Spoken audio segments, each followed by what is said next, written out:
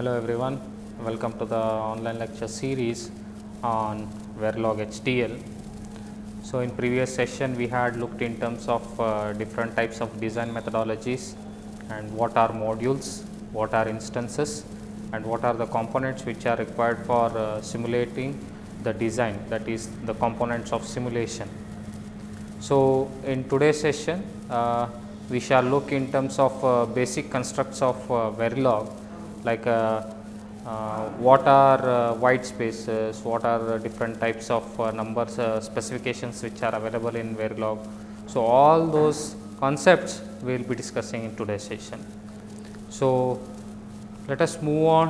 What are the learning outcomes from this particular session? At the end of the session, a student will be able to explain different types of basic constructs which are available in Verilog. So, let us start off with a white space. So, now if you need any space to be given in your program, so what are the things? We will be having different types of the spaces what is required, right. We might have a single character space, or we might have some 3 to 4 character space, and we might go for a new line as well. So, how to specify the spaces in Verilog? So, what are its constructs that we are going to see? So, if you want one single blank space, that means only one single character space, then we will be going for what? Backslash and then B. So, when you give backslash and B, when it is going to simulate or when it is going to synthesize, what it will come to know that if backslash B is given, so it will come to know that the EDA tool will come to know a space has to be given. Okay. So, this is the normal space what you will give in your in terms of typing and all those things. Okay. Now comes what? Tabs. So, instead of if I want some 4 to 5 spaces, right. So, I cannot give in terms of backslash B, backslash B, backslash B multiple number of times. Okay. If the space required is more, then what I can use? I can go for this tabs. So, a tab is represented in terms of what? It is represented in terms of backslash and then T. Okay. So, this tab might be what? It might be a 3 space tab, or it might be a 4 space tab, that is based on the preferences what we are going to give in our EDA tool. Okay. So, if I want a new line in my code, so what is the thing I should give, right. So, if I want to go for new line, usually when you are typing in terms of a computer, then what we will be doing? We will be hitting our carriage return, or you will be pressing that enter button, right, so that it will be going for new line. If you want in terms of EDA tool, if you want to go for in terms of new line, if you are printing something on the monitor, at that time if you want to go for new line, then you will be using what? Backslash and then N. So, these are the different spaces like blank spaces, which are most of the time these are very much required. Okay. So, now let us go on to comments. Why actually the comments are used? Suppose these comments are very much useful. It is in terms of what? In terms of readability and in terms of documentation. You might ask, why documentation? So, when whole this thing will be in terms of documents, right. So, this documentation, in the sense, it is not in terms of some documents what you are going to prepare, right. Suppose if I am a designer and if I want if I am giving my code to some other person, he should be able to understand on what basis I have written my code, right.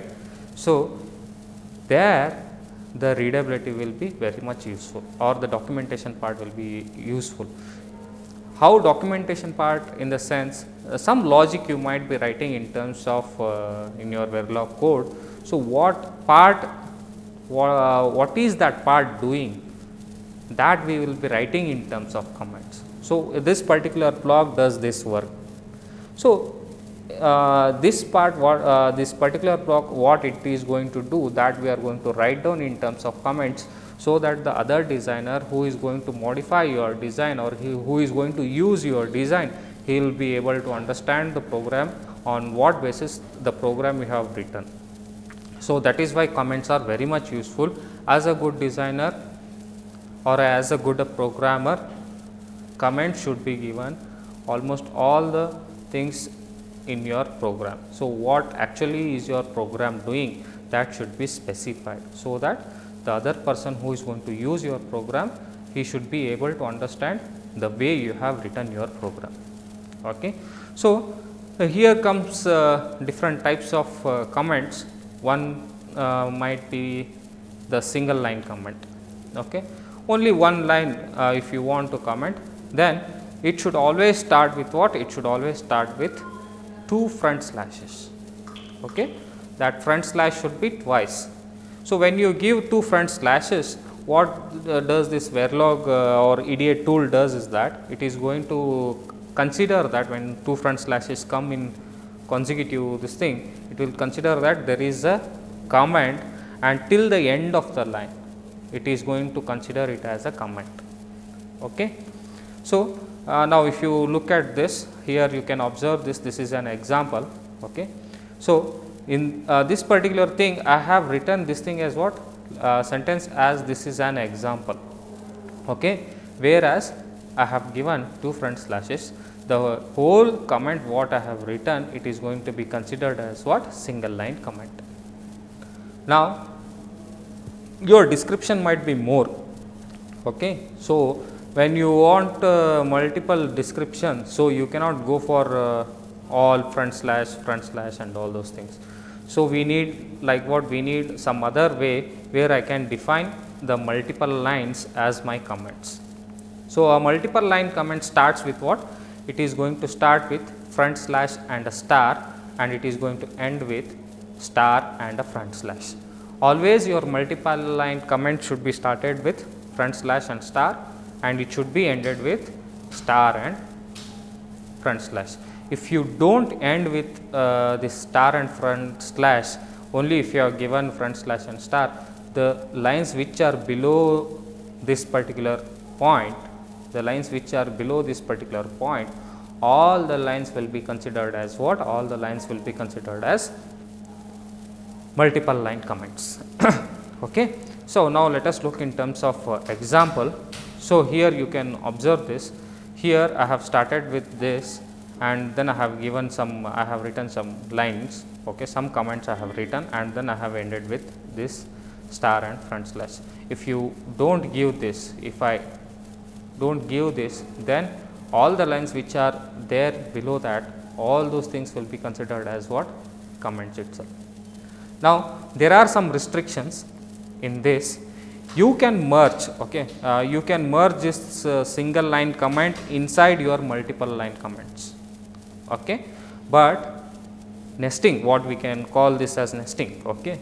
Nesting single line comments inside your multiple line comments is acceptable, whereas nesting your multiple line comments inside a multiple line comment is not acceptable, it is illegal.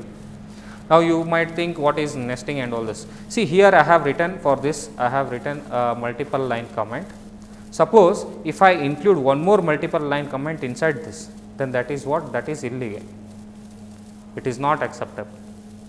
But I can put this particular single line comment inside this particular multiple line comment, that is valid.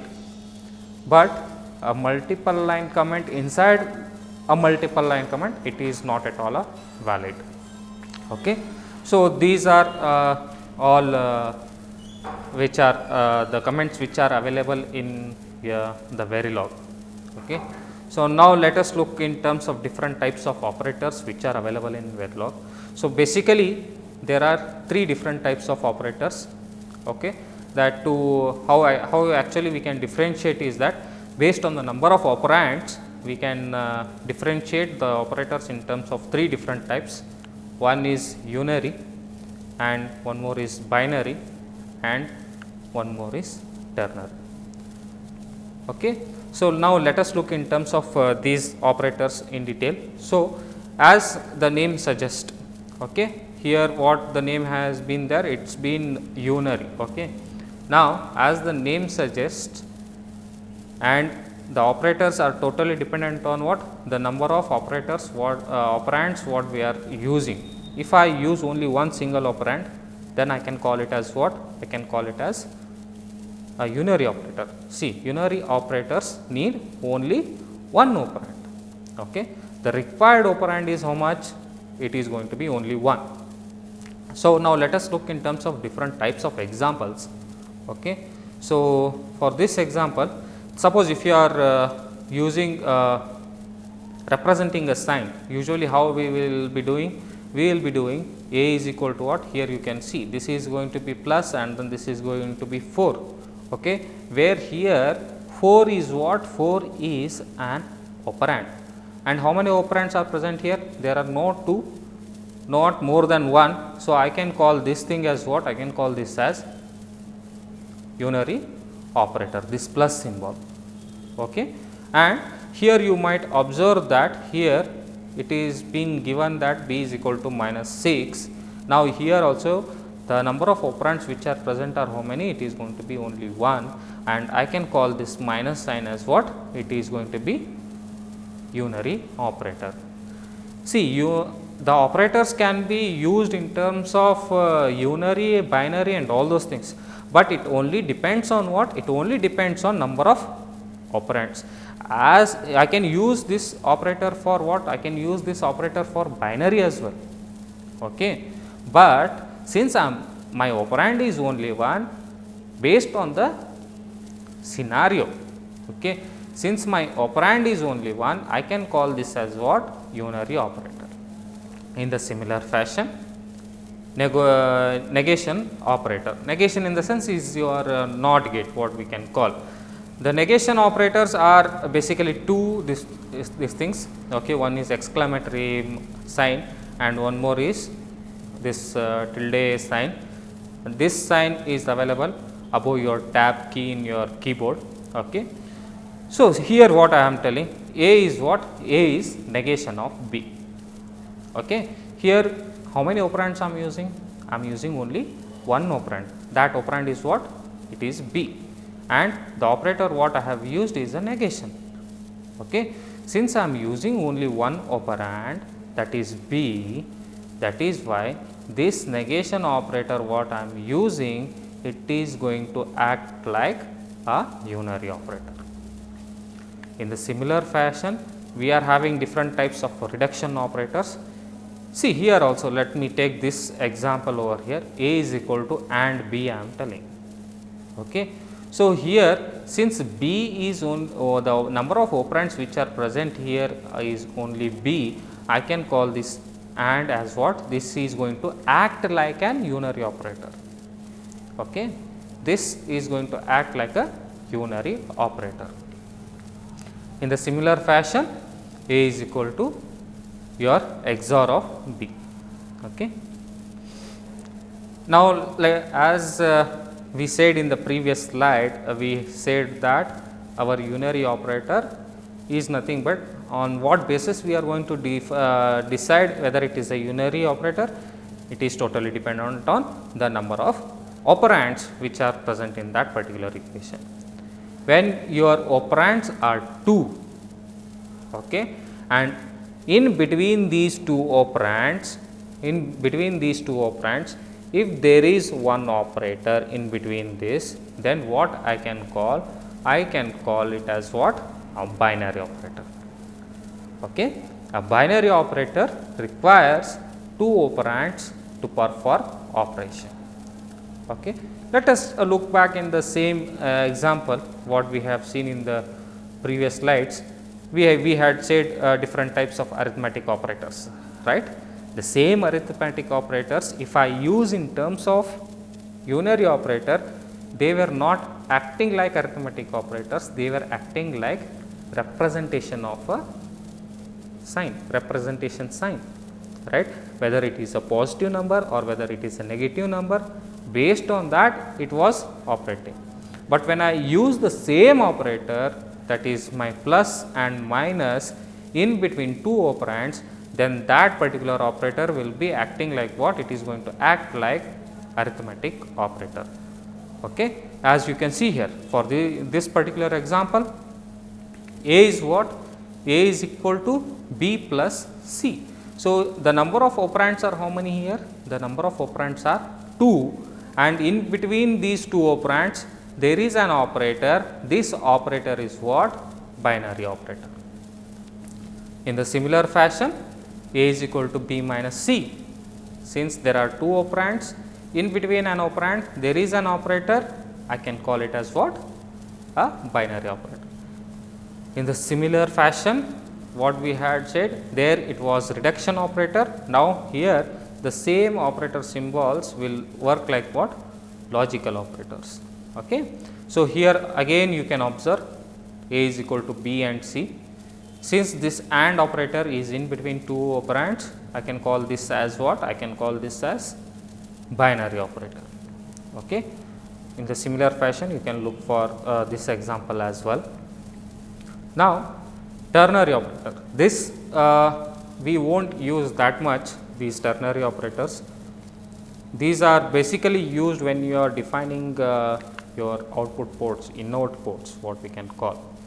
Okay. And again, these operators will be used as conditional operators as well. Okay. So, if you are having, as unary suggested, only one operand, and binary suggested two operands, and if you are having three operands, and in between you will be having two operators, in between three operands there will be two operators, then what we call it as what? Ternary operators. Okay. So, basically let us look into terms of this example. So, ternary operators are only conditional operators, and you can observe this example over here. Now, if you look at this, I am having how many operators? Three different operands, that is B, C and D. Okay. This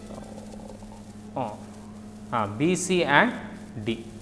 In between these B, C and D, I have what? Two operators, that is question mark and a semicolon and a colon. Okay.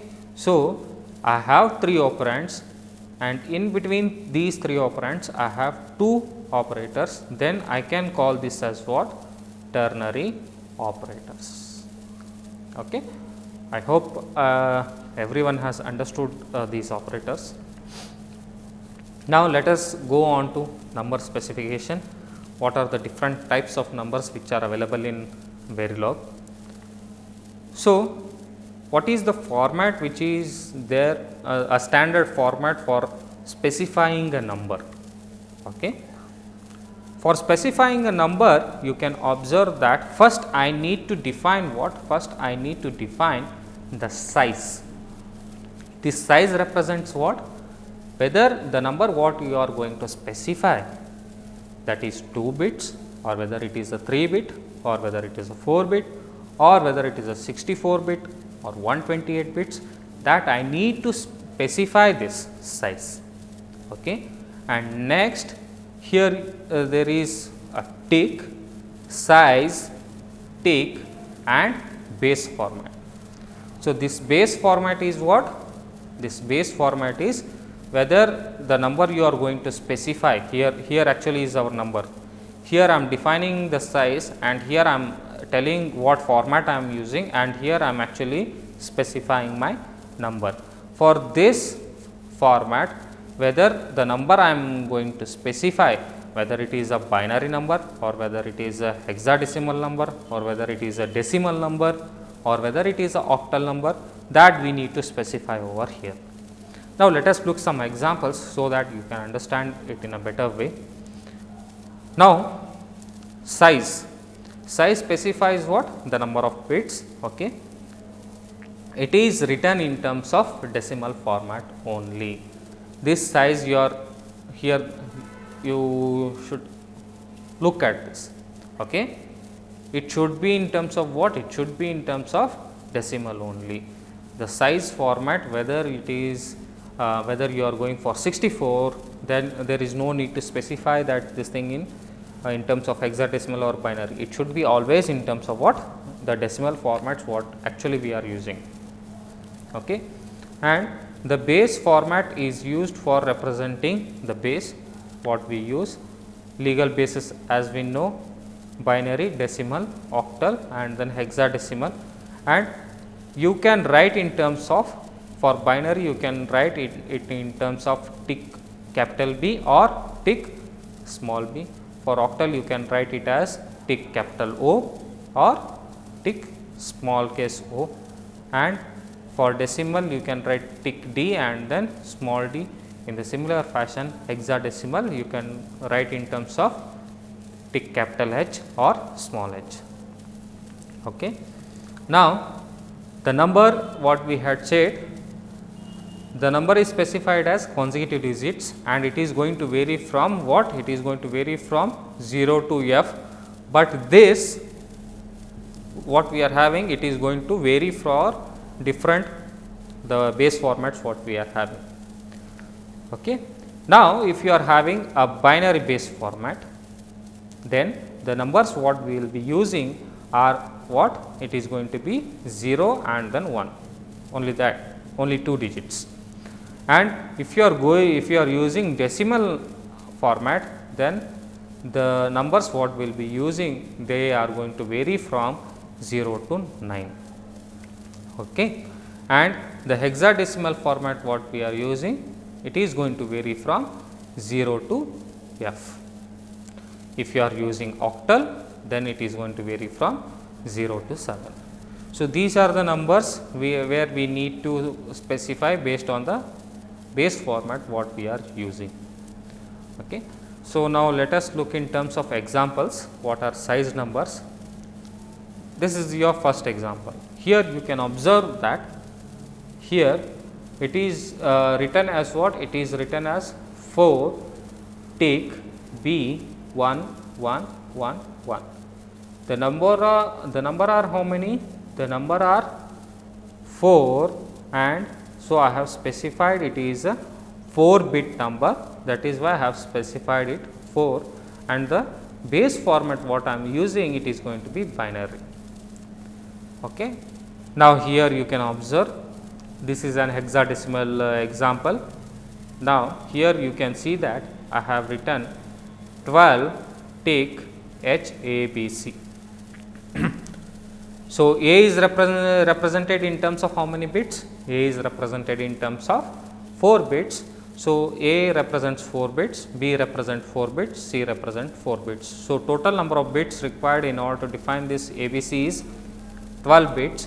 So, I have given here what? 12 and tick hexadecimal format ABC. In the similar fashion, 255. If you want if the 255 is in, if you want to convert that in terms of binary, the number of bits required are what? It is going to be 16 bit. So, I have said 16 tick decimal format 255. In the similar format here we have used what? We have used lower cases. For this example, we have taken the what? Uppercase example. Okay. Now, let us see what are unsized numbers. Some people have habit of writing just directly the numbers. Okay. They do not want to specify what whether it is a binary or whether it is a hexadecimal. It is a normal human tendency to write like that.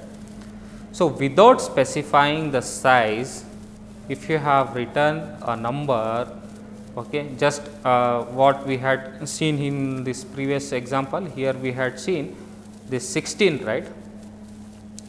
Without specifying it, if I have written only tick D 255, I have not specified it as 16. So, then what it will consider? It will consider it as an unsized number, and this unsized number default this thing it will take as 32 bits. Okay.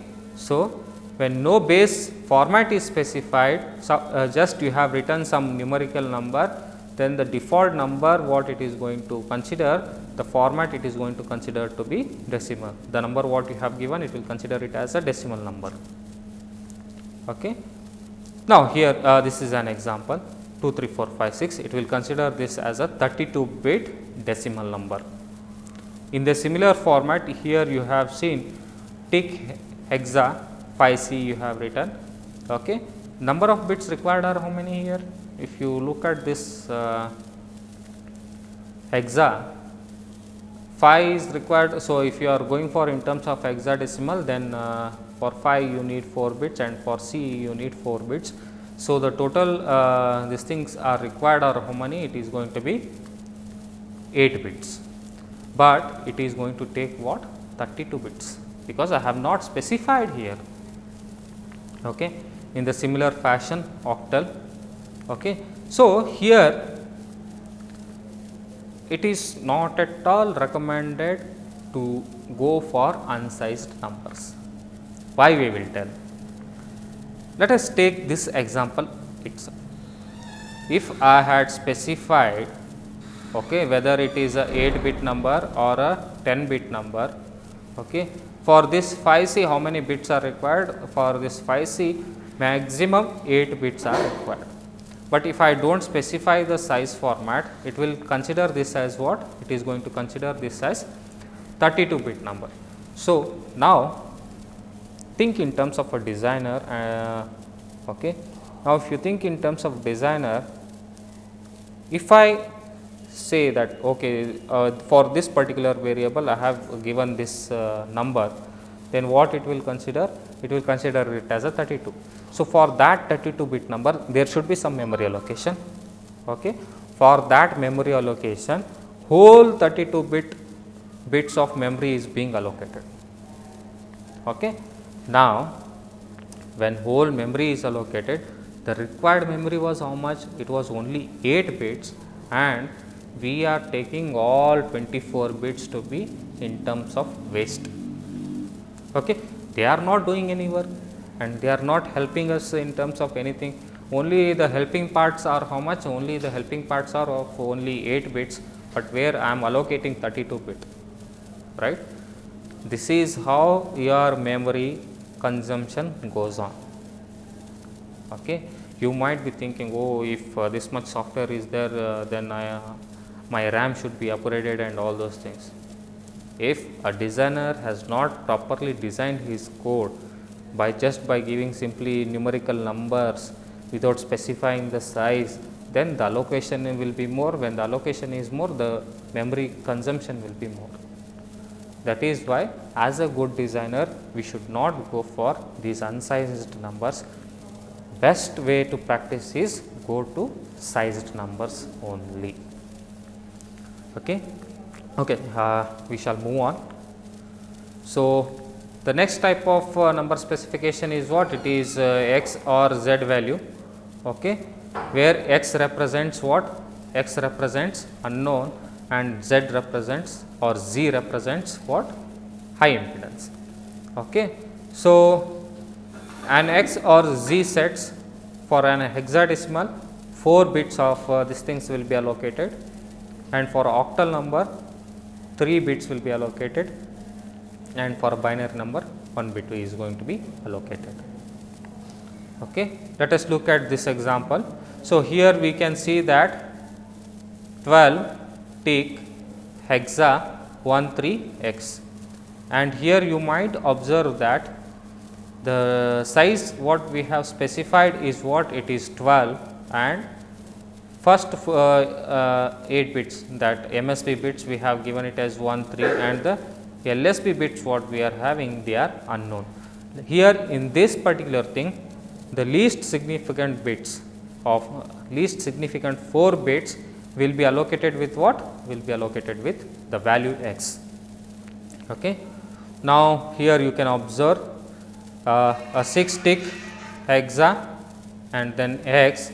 Okay. What I am telling, it is a hexadecimal number, and then the whole all the 6 bits are what? It is going to be unknown. And then here we are telling it as what? 32 tick binary z. So, here this represents what? It is going to be represented in terms of high impedance. So, when does these numbers, these values x or Z will come in picture when you are writing in terms of codes, and if you are thinking in terms of hardware. Now, let us look in terms of what are these x value and what is this z value. Okay. Now, let me take this as an example over here. Okay. So, I have taken an AND gate. So, this AND gate comprises of what? It is going to have two different names. So, A and then B. So, this is going to be input port, and I will be having what? I will be having one output Y. Now, let us try to understand. So, this AND gate either for this particular input, it can be what? It can be logic 1, and here also it can be logic 1, or what? It can be logic 0. So, based on this, it is going to define whether my output is going to be 1 or 0. Okay. So, if this particular value at this point, let us consider, try to consider that this is a scenario where we might face this problem. Okay. I do not know what is coming over here. Okay. See, if you are taking in terms of what? If you are taking in terms of logic 0, so how it will be? If you take in terms of timing diagram, it is going to be 0 all the time. Okay. And if you are taking in terms of logic 1, so this is going to be what? It is going to be, if you have used in terms of 5 volt, so this is going to be 5 volt. So, this represents me what? This represents me 1, and this represents me logic 0. Okay. But if this thing is fluctuating like this, okay, so it is fluctuating in between 1 and 0, 1 and 0, 1 and 0. Okay. This input, it is not going to identify, it is not going to identify, or not able to identify whether this particular input what I am getting, whether it is a 0 or whether it is a 1. Okay. So, this type of conditions you might have seen. Okay. When there is a fluctuation between 0 and 1, 0 and 1, this you have studied in what? You have studied in SR flip flop, right? In SR flip flop, what happens when you are giving 1 1 condition? What we will take it? We will tell it as what? We will tell it as undefined. Undefined in the sense what? There will be a race over condition. Race over condition in the sense what? The input what we are having, it is not able to catch whether it is a 0 or whether it is a 1. It is getting confused, that input. That type of conditions what we call? We call them as what? We call them as unknown. Since I am not able to catch the input, I will call this as unknown, and these are defined by what? These are defined by this x symbol. Now, let us look in terms of what is this z value. Okay. So, let me take this again. Let me take an example of the same AND gate itself. So, we will be having two inputs, and we will be having one output y, and then here I will be having a and then b. Okay. And now, let me take that a is connected to what? A is connected to VDD. Okay. So, VDD in the sense it is going to be connected to 5 volt. This 5 volt in the sense what? It is going to be logic 1. But this B input what I am having? Okay. This B input I have not connected it to any of the input. I have left it open. Okay. Since this has been left open, this is in terms of what? It is in terms of floating condition. That means it is floating just like this, it is not connected anywhere. When we have such type of things, then this particular input value which is being connected, since it is not connected anywhere, this particular value will be what? It is going to be high impedance, and this high impedance we are going to define in terms of value z. So, if you are having unknown, or what I can call, if you are having x, so x is what?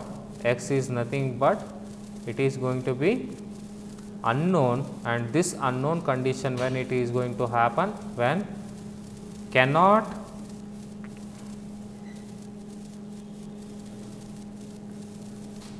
catch the input whether it is 0 or 1 or race around condition.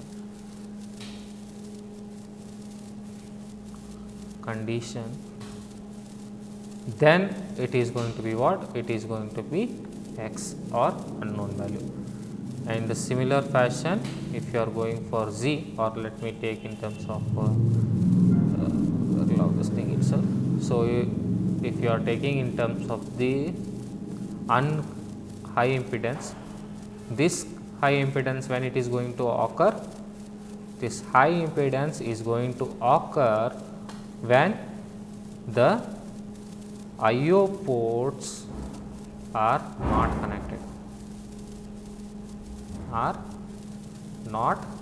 connected, So, when this is the condition, at that time high impedance is going to occur. Next concept what it comes is that it is going to be strings.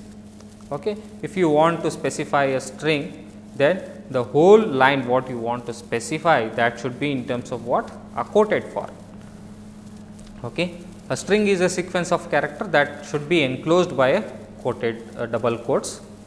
Okay. Restriction on string is that it must be contained in a single line. You cannot quote your sentences in terms of double quote with a multiple lines. It is only restricted to what? It is only restricted to a single line. Okay. Now, here you can observe, since I have written this set of strings characters in terms of double quoted form, I will call this as what? It is going to be a string. Here in the similar fashion, okay, there is a mistake over here. This should be in terms of a double quote. Okay. So, that one single quote is gone. So, A by B is going to be what? It is also going to be a string. Now, what are identifiers and keywords? Identifiers, keywords are identifiers itself, but they have certain special this thing. Okay. They are reserved for some of the things to be done in Verilog. So, keywords are special identifiers reserved to define the language constructs. Keywords should be always in a lower case. Okay. Identifiers are the names given to what? Given to the objects, okay, so that they can be referenced in the design.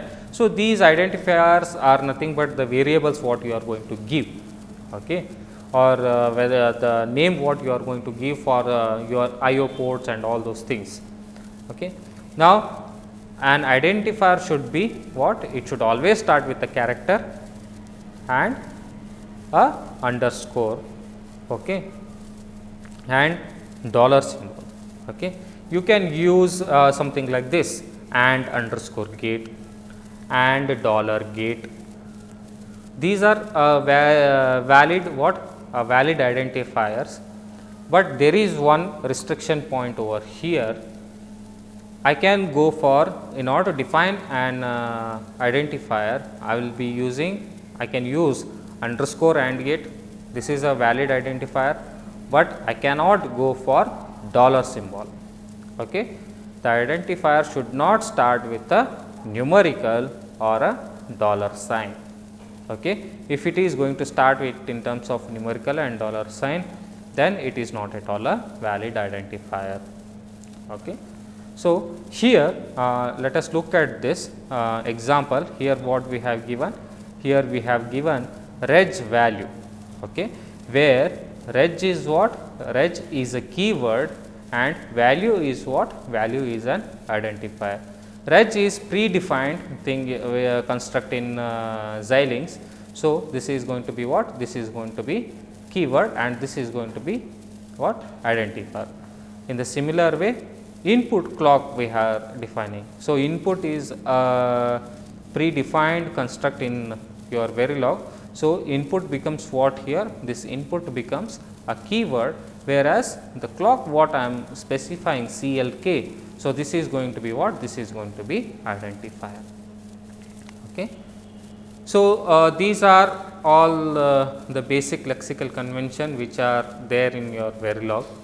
So, now in the next class what we shall do? We shall look into what? We shall look into different types of data types which are available in our Verilog. Okay. Thank you.